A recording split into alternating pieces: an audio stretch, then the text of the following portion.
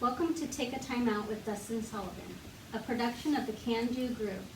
KanDuGroup is a 501c3 nonprofit provider of services for adults with developmental disabilities and is pleased to bring you this podcast. Today, Dustin's guest is Korey Allen, Coach Korey Allen. Korey received a bachelor's degree in sports management from Ohio Northern University. He played football at Ohio Northern University and served as a team captain his senior season on the best team in school history, finishing as the 5th-ranked team in the nation. Korey earned First Team All-OAC and First Team Division III All-American honors in that season. Coach Allen is entering his 17th season at the University of Findlay and his first year as head coach. During his coaching career, he has also spent time at Ohio Northern University and Baldwin Wallace College, serving as an offensive line coach and recruiting coordinator. Coach Allen has helped the Oilers develop one of the best offenses in the country that has been nationally ranked in many offensive categories. He has also recruited the Oilers' all-time leading rusher and receiver, 6 first-team all-conference players, and has recruited 2 players who have signed professional football contracts. Before turning the mic over to our host, the trivia question of the week is, and we have Matthew over here from KanDu that is joining us. Do you want to read that? What was the first season for the Buffalo Bills in the American Football League? What was the first season for the Buffalo Bills in the American Football League? The answer, Dustin? The answer is 1970. No, 60. 1960. I'm glad you answered that because I don't think I knew. The Buffalo Bills were established in 1959 as the 8th team and a charter member in the AFL, and saw their first action in the opening season of 1960. The Bills were part of the AFL-NFL merger in 1970. Okay, now we turn the mic over to I Dustin had to trick you Sullivan. there. I wouldn't have got that one, so I'm glad you stepped in. Were you born and raised in the Northwest Ohio area? I was not. I was born and raised in the Buffalo, New York area, in a small town called Albion, about 40 minutes outside of the city, and that's where I was raised, and then moved down here when I went to college. Cool. What kind of sports did you play growing up? All of them. Always had a ball in my hand. I played football, basketball, baseball in high school, but we were always outside playing sports and, sun up to sundown. What person inspired you the most to do what you do today? Oh boy, if I don't say something about my dad, he would get upset. But my dad was the one that exposed me to football. Always had time to play catch, always took me to Bills games, got me in as a manager when I was little with the high school football team. But my high school coach was the one that I saw him coach really, really hard, but love on his players a lot as well. And he won through the process. It was my high school coach. His name is Dick Domenico. He was actually here last week for our first home game. He drove down from New York to watch our team, and he's a pretty special guy to me. Cool. What was it like leading the Ohio Northern Polar Bears to the NCAA playoffs for the first time in school history? That was pretty cool. Uncharted waters right there. We didn't, when I first got there, I think there was some good talent, but they didn't understand what it was like to win and expect to win. I think expecting to win is a big deal. And so as our class grew up, we had goals. We had something we wanted to do, but it had never been done there in over 100 years of playing football. That's a lot of football to never make the playoffs. And so for us to do it the first time and then win several national playoff games, it was an unbelievable experience. Can you explain to us more what you did in your summer internship with the Buffalo Bills? Yeah, so I worked in the public relations department. So the PR department, for example, we had a nose guard at the time named Ted Washington. Big Ted was like 330 pounds, yeah. And so guys would walk in and they'd say, I want to do things for the community, or I want to do this or I want to do that. And like Ted's idea was he wanted to get guns off the streets of Buffalo. And he said, I'm willing to invest this much money, and this is what I want to do. Can you make it happen? And basically, we were in the background of all that, getting all that set up. And then he would be the one that would go on stage, and when the news cameras would roll, he's getting all the publicity, and I'd show my mom and dad, I'm like, look, there's my foot. It was really establishing the brand of the players and of the organization. We did a lot with the Make-A-Wish and different things like that throughout camp, and charity dinners, and so it was anything that was promoting the Bills and their players in a positive way. Buffalo Bills have always been a good organization. They've been a great organization. It's Western New York's college team, so to speak. They And love the Bills. And a great guy that was always good to them, Jim Kelly. Jim Kelly was the man. Are there any differences in coaching for the different college football programs you have coached for? Ohio Northern, Baldwin Wallace, and University of Findlay? I think every program has its differences. Yeah. Just location. I think the school has a lot to do with sometimes the style of player that you're going to attract. Yeah. And then obviously here, being in Ohio Northern and BW, those are Division III schools, and so we have scholarships here. So we can attract hopefully a different kind of football player that can compete at a really high level. What brought you to the University of Findlay? There was a job opening. My wife is from Wauseon, which is just west of Toledo, a little town. And I was at BW for a year and didn't have any plans on leaving, but then this job opened up and I wanted to get the opportunity to go to the scholarship level of football. And I kept calling the old head coach and he would never call me back. Called him and he wouldn't call me back. Called him and he wouldn't call me back. And I didn't know him. Typically you get jobs because you know somebody. So finally I called him. I said, if you don't call me back, you're making a mistake. I'm the best offensive line coach that you could possibly hire. And I hung up. And then he called back. So that worked. Are there any traditions of the University of Findlay does every year? Well, after we win football games, we ring the bell. And that's a big thing. We got to ring that on Saturday. As far as traditions, we're establishing some new ones right now as we move forward with this program. It's my first year as a head coach, so we'll be doing some of that stuff in the off season. Sweet. Yeah. Do you have any kind of pregame music you like to play to hype yourself and the team up?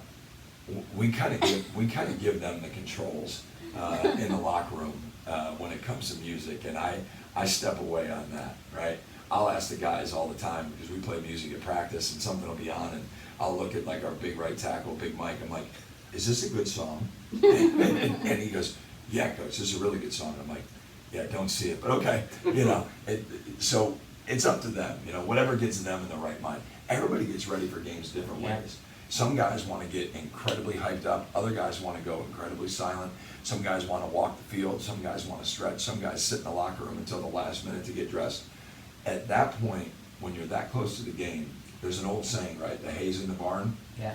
There's nothing more that you can do at that point. Get yourself ready to play. Go out and play to the best of your ability. So if they want to listen to music, That's a great input of how you explain that. Mm-hmm.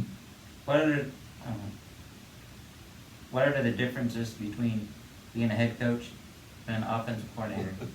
A lot, and we've been figuring that out over the first couple games. There's a lot that goes on. I actually called Coach Keys last night. He and I talked on the way home, who was the head coach here the past 10 years. I said, hey, some of those stupid things I did when I was an assistant, I apologize. And he started laughing. He goes, like what? And I said, I don't know. I'll put a list together.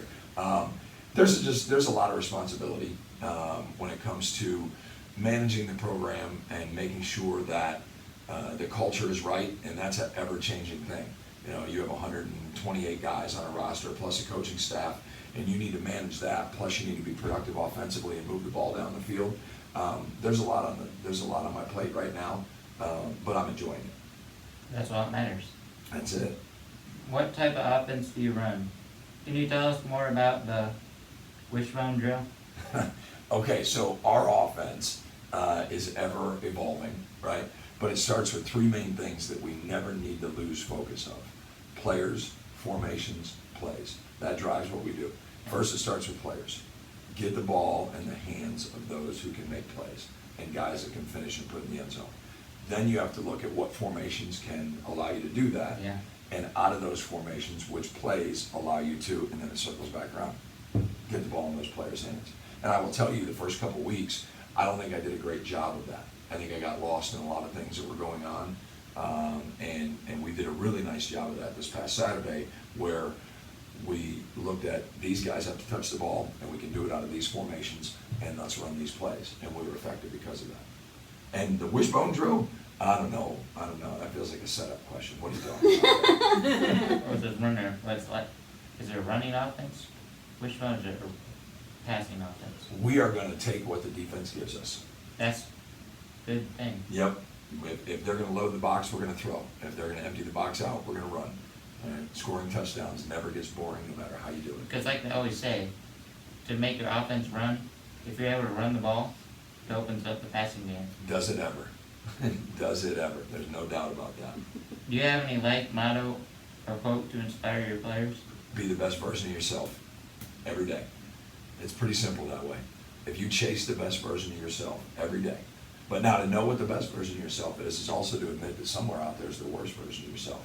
And if you chase trying to be the best version of yourself every day, You're gonna make yourself sick. That's what I think. yeah, Or give yourself like anxiety. yeah. If you could be any superhero, who would you be? I could be a superhero? Nick Saban. I don't know. Maybe I'm a Batman guy. I'm a Batman guy. Of all the Marvel, Batman's my guy. Batman's cool. You got that voice. He's got all the cool tricks though, right? It's not, he doesn't have those superpowers. Everything's external. You know, he's just a guy, but man, he's got cool toys. The Joker said that in the 95 movie. All right. Okay. What next? What has been your most memorable game in your entire life? Oh, wow. Playoff win down at Shepherd in 2017. They were ranked second in the country. They were all their fans were calling us a high school team when we took the field. That was a big one, but probably last year's game against Tiffin was a big deal. You know, it was the first conference championship that we've won here since 1997, and the way that we did it was pretty neat. So those are two of the top ones as a coach. As a player, our first playoff victory at Ohio Northern was my most memorable. That's the stuff you enjoy when fans are giving you a hard time and like it motivates you. They didn't say much in the fourth quarter of Yeah. that game, though, but they had a lot to say early on. Kind of like when Ohio State destroyed Wisconsin, they thought we were going to get beat. We Mhm. whooped them. That's right. And there's something satisfying about that. Feels good. Mm-hmm. I guess I'm supposed to blow that because we're supposed to take a timeout to the timeout. For the fact of the week, we just added this to the program. Did you know, thanks to 3D printing, NASA can basically email tools to astronauts? Getting new equipment to the space station used to take months or years, but the new technology means the tools are ready within hours. We are hoping to get a 3D printer. Right now, we just have a new toy that is a laser cutter at KanDuGroup. So we've been engraving and cutting into a tile and wood and everything like that. So our next goal, I think, is a 3D printer. So I think that's why Kevin threw that in there. Very good. What would you like to do in your free time? What do you like to do in your free time? I like to hit the golf ball around when it's warm out. Okay. I'm not that good at it, but there's that chase of seeing if I can be good at that. But other than that, spend time with my kids. That's always the best thing. Mhm. Enjoy your kids while you can. They're growing up fast. If you won the lottery, what would you do with the money? Build a stadium on campus. I like that. Yeah. If I had that money, I'd probably help the homeless, feed the homeless people. I think that's a great idea. Do you consider a hot dog a sandwich? No. That's Do the you? final question. Yeah. Do you consider a hot dog a sandwich? No. Okay. So why do you not consider a hot dog a sandwich? Is there a specific reason? Because it's not. I don't know. I don't know if I can put context to that. Well, okay. So a sandwich has a top and a bottom, and a hot dog has two sides. Oh, I like that answer. That's a true. new one. Right? Does that make sense Yeah. to you? A top Yeah. and a bottom, and it That was has pretty sides. good. Yeah. Okay. I like that. John's was not as in person. No, it was. You sorry after this. He asked that question for everybody. That's the final question Okay. of the whole podcast. It's interesting to see how people's answers. I'm gonna go with Yeah. that. Okay, well, thank you for taking a time out with Dustin Sullivan today. It was nice getting to know you, and we hope everyone else enjoyed getting to know a little bit about you too. Well, Dustin, thank you for having me on. It was a pleasure. Thank you very much. Appreciate it. KanDuGroup provides opportunities and experiences for adults with developmental disabilities. This can only happen with the support of area businesses and community members like you. Thank you.